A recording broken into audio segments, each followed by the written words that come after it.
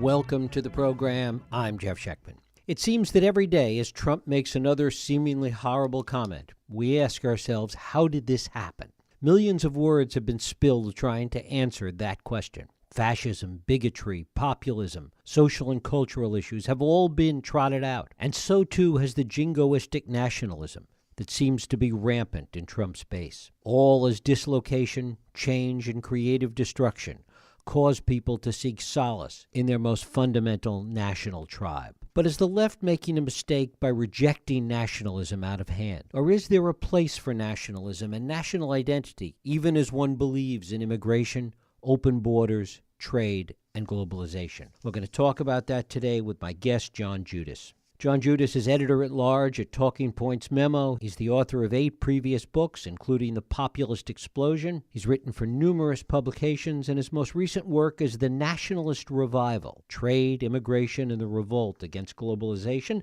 John Judis, thanks so much for joining us. Happy to be there. I wish I was physically there as well as simply over the phone.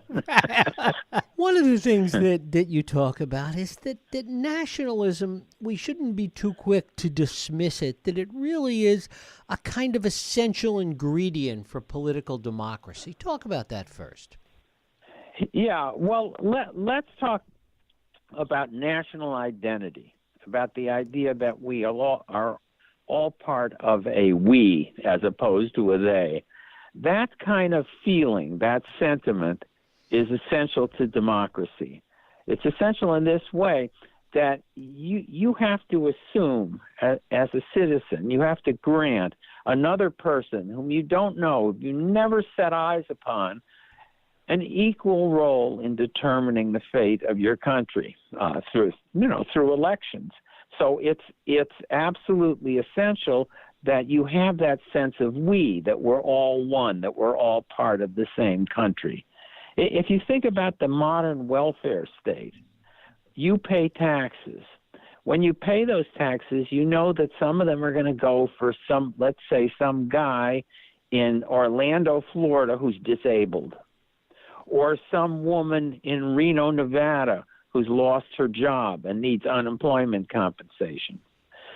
When you pay taxes, you know that it's going to go for somebody like that, even though you have no idea who they are, you've never met them. They're not related to you at all, but you're willing to do it because you're part of the same nation. If you don't have that feeling, if you start to feel that people are here illegitimately, for instance, or if you start to feel that you're part of a separate country within a country, then the nation begins to break down, and democracy and the modern welfare state began to disintegrate. And that's hard. We see that happening most dramatically in a country like Spain, but it's happening all over Europe and the United States, where there is doubt about who is really legitimate, who is part of the nation. What about how that works in the other direction, essentially, that you're less concerned about whether it's going for somebody in Orlando, Florida, or to help somebody in Botswana, that we think of ourselves as global citizens as opposed to this nationalistic identity? Well, here's what I would say is that for democracies to function, there has to be this very basic we, this very basic sense that we are all part of a nation. We can decide to give aid to other countries. We can decide that we're worried about somebody in Central America. But in order to make that case, what generally has to happen is that legislators, politicians have to argue that it's in our national interest to do so. Now, there are sort of freaky people on the very extremes of politics, both on the right and the left, who don't recognize, nation. I'm not really an American. I'm something else. But for, the great majority of people, the national identity comes first in these kind of political determinations. And if it doesn't, then we're in real trouble as a country. Talk about the degree, though, to which it has given rise to a kind of tribalism these days. It mostly coming out of fear in a lot of regards, coming out of so much change happening, and that tribalism is not having the desired impact with respect to defining that national identity. Yeah, well, let me make a few distinctions.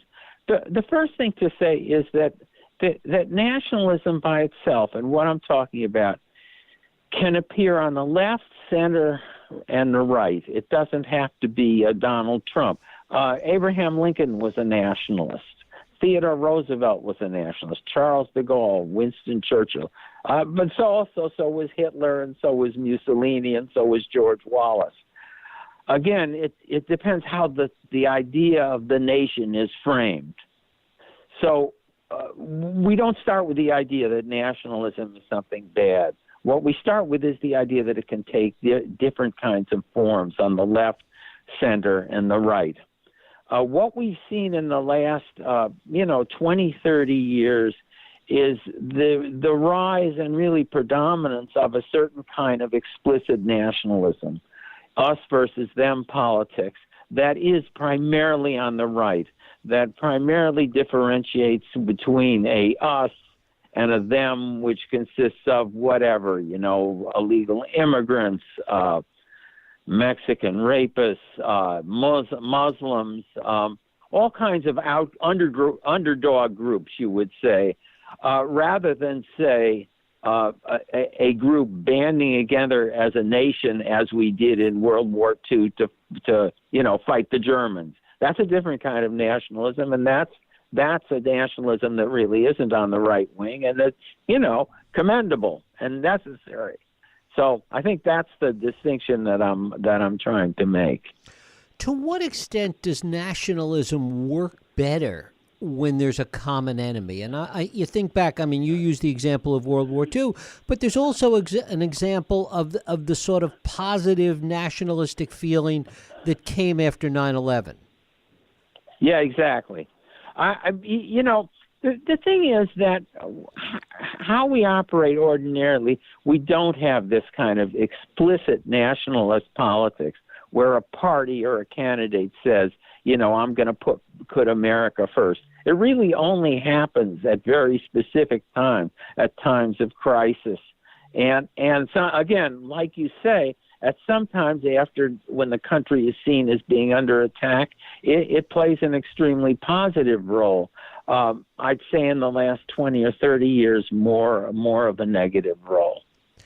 How has globalization, from an economic perspective primarily, driven the conversation about nationalism? Well, we had an idea after World War II that we really had to have these kind of international institutions to create stability, to create greater prosperity. But what happened was that they began to break down in the 1970s. You had the end of Bretton Woods, which regulated the currency internationally. Then you had the end of the Cold War, which gave us a kind of utopian feeling that we could do anything. And beginning in, let's say, the 80s and the 90s, you had this utopian effort, which goes by the name of globalization.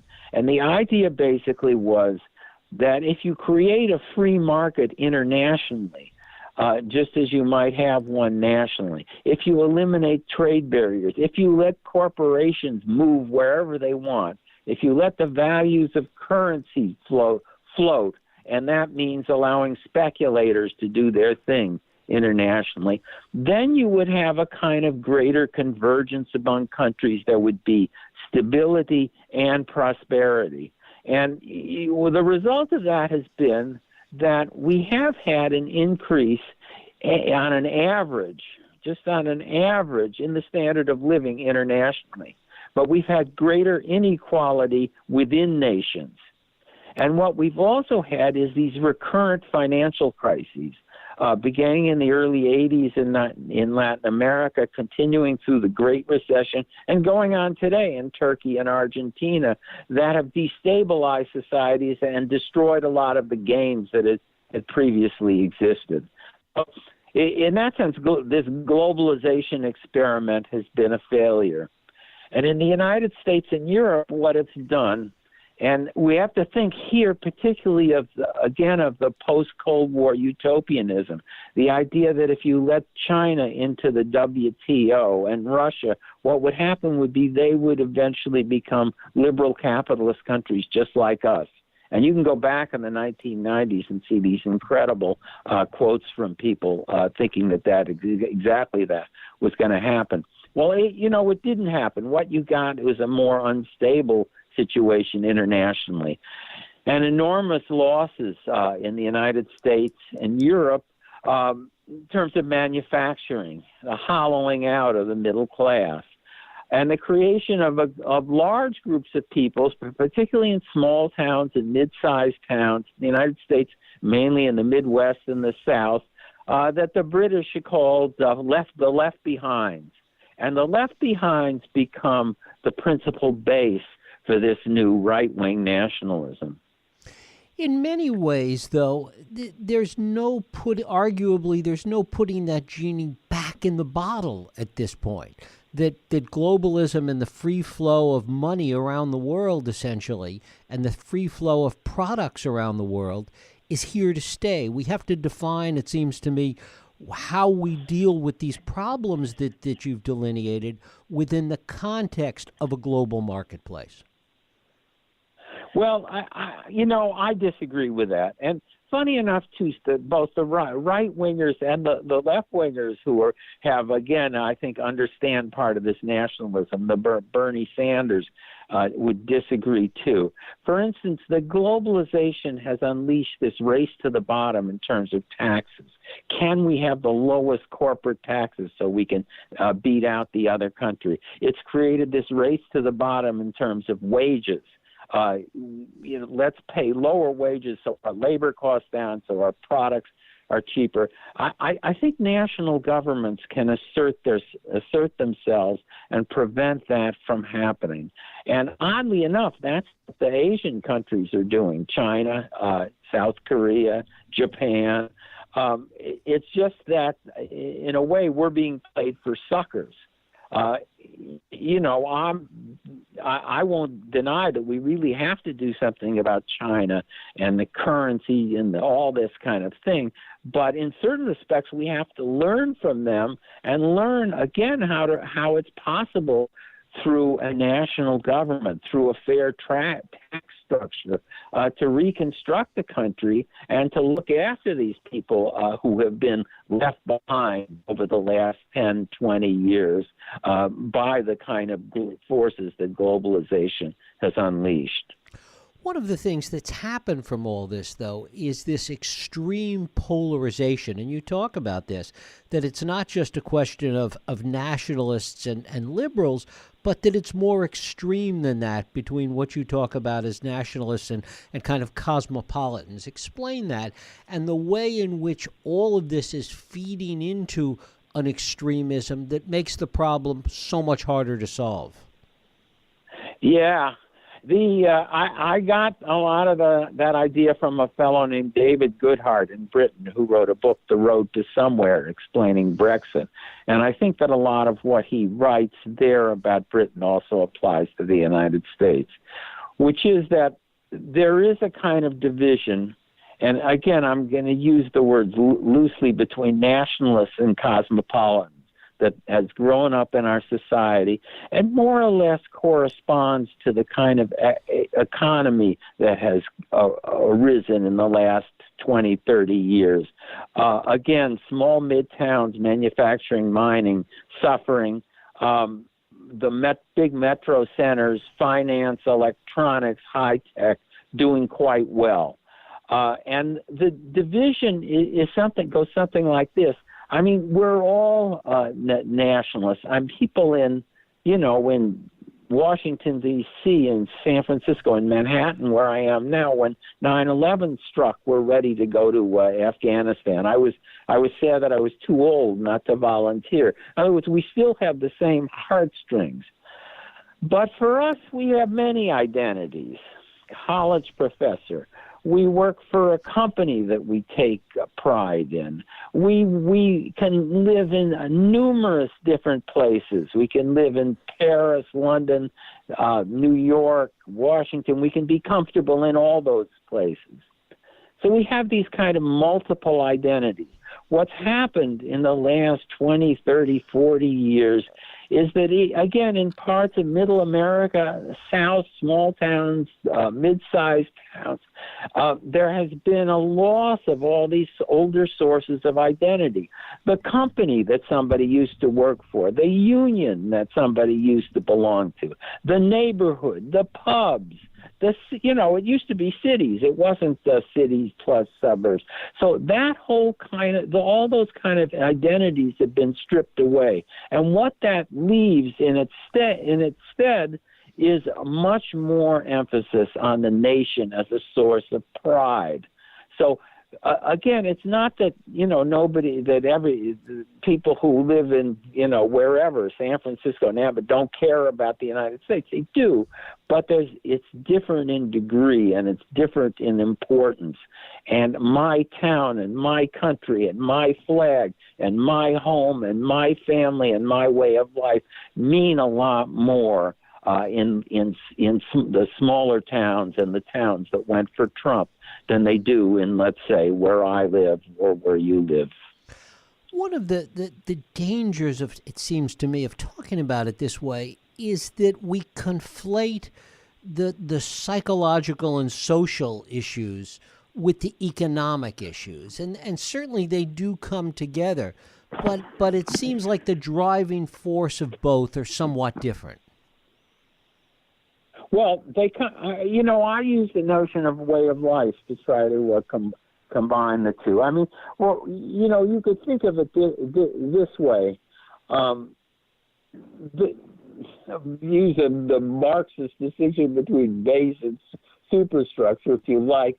The base of the nationalist movements in the United States and in Europe are these people, again, who have been left behind by globalization.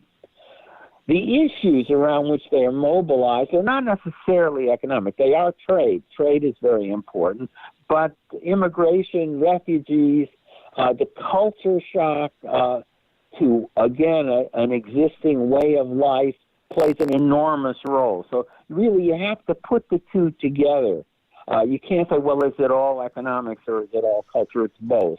Talk a little bit about how Trump has exploited this in a pretty effective way and the impact that it's had not only on him exploiting it, but the way in which it has exacerbated the problem. Well, again, I think that, I really still can't tell about Trump's trade policies. There's something good might come out of them. With immigration, it's just mostly been really demagoguery and, increasing the hostilities in our country. And he really hasn't done anything about what are real problems, which is an oversupply of unskilled and lower skilled labor that makes it very, very, very hard to bring up wages or to unionize. So that's a real problem, but that's not being addressed.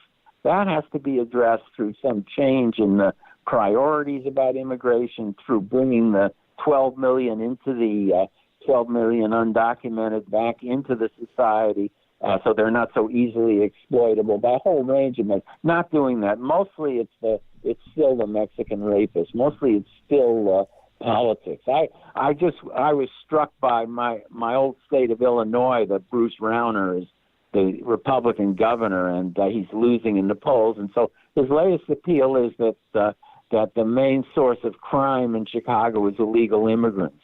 Which is just nonsense. But again, it's trying to get the base riled up. So again, there's real problems to be addressed, but I don't feel for the most part that Trump is addressing them. I mean, you can go to the manufacturing also if you want. I'll just say one more thing about that.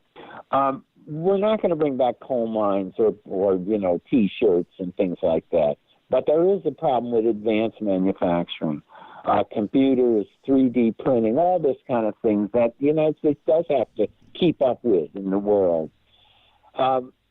I'm not sure if Trump is sensitive to that. The stuff to encourage coal, the utilities to use coal, is just going to poison the country. It's not going to bring back a lot of jobs. So, again, I think a lot of what he's doing is addressing real problems, but doing it in either both a bigoted and a harmful way. Talk about the ways in which it really creates a greater demand almost for authoritarianism. Well, I'm not sure about that. I mean, in Europe, for instance, you do get in Eastern Europe a move toward authoritarianism in Poland and Hungary and some Slovakia, some of the other countries. And those are countries that don't have a long democratic past that we have. You get with Trump, certainly among his base, a kind of hero worship. But, we had that with Franklin Roosevelt, too. I mean, people loved Roosevelt. We had it with John Kennedy. I mean, how many people were really worried about, even after Kennedy died, of all his sexual exploits? I mean, he was a hero. So, again, I'm not sure if that tendency toward hero worship that is really at the heart of the problem in America. I'm not worried yet about a real threat to our democracy. What about the degree to which this nationalism is taking place, not just here in America, but as you've talked about, it's happening in countries all over the world, which is feeding into an even greater us versus them situation? Well, yeah, that's true. And, but there's completely different reasons in different places. And the places that are similar in respect to us are Western Europe. And Western Europe, you get the same kind of concentration of the right-wing nationalist appeal in the small towns and places like that have been left behind by globalization. Northeast England, northern France. If you had a vote within Austria, probably maybe even the Greens would win, but it's all the towns around there. In Warsaw too, it's not Warsaw; it's the smaller towns around. So the base is very similar. I think in Europe, the economic issues, trade is not a big issue in Europe the way it is in the United States. The EU as a supranational institution is, and refugees are an enormous issue because the issue of cultural issues about immigration become fused with the threat of terrorism. And that just completely blows things up. I mean, that's extremely important in the United States, too, but even more so in Europe. So you have both a problem of cultural integration plus the idea that one of these people, won't just eat the wrong kind of meat, but they'll also might blow up a shopping mall or, a public place. So that's really what makes it different. If you talk about something like Russia again, a past that's very rooted in nationalism, and to some extent in the 90s you see a reaction to the spread of NATO from the west to the east, which we initially in George H.W. Bush's administration promised Gorbachev would not happen, and has revived a lot of nationalism. I mean, I think the ascendancy of Putin is no accident. Chinese always nationalists, Japanese also, Koreans. Those are countries that that have had a long past of it. and to a great extent have always been rivals and at one time colonial overlords of each other. Does this increase in nationalism throughout the world set the stage for greater potential conflict? Oh, sure, but you can't. I can't. I couldn't say where it's going to happen. I mean, there's certainly problems in the South China Sea. I mean, the biggest conflicts have been in the Middle East and South Asia, and those have a much longer history of 100 years, exacerbated by George W. Bush's decision to invade Iraq, which was like again putting a bomb in the middle of the global shopping mall, and just we continue to suffer from the repercussions of that. Of course, it's the opposite of what globalization was supposed to do, and arguably did to a certain degree, which was to make the world safer, make it more peaceful, that countries that were trading with each other, that were doing business with each other, were less likely to go to war with each other. Yes, that's right, and that there wouldn't be economic crisis and so on and so on. We're living in the midst of a great disillusionment about this period of utopianism in the 90s. Do you think that we have the ability to come together with respect to both sides, right and left, with regards to trying to find the right level of nationalism today? Oh, I don't know. I have my own ideas of how the Democrats might do it, but it's not immediately in the offing. We'll have to look towards 2020 and see if there is a candidate on the my side is the left who can appeal to the left behinds, who can try to bring back the kind of majorities that we had before in the country that are more bottom and middle than what we have in the Democrats, which is more bottom and sort of upper middle, with the middle, a lot of the middle left out. John Judis, his book is The Nationalist Revival, Trade, Immigration, and the Revolt Against Globalization. John, I thank you so much for spending time with us. My pleasure. Thank you.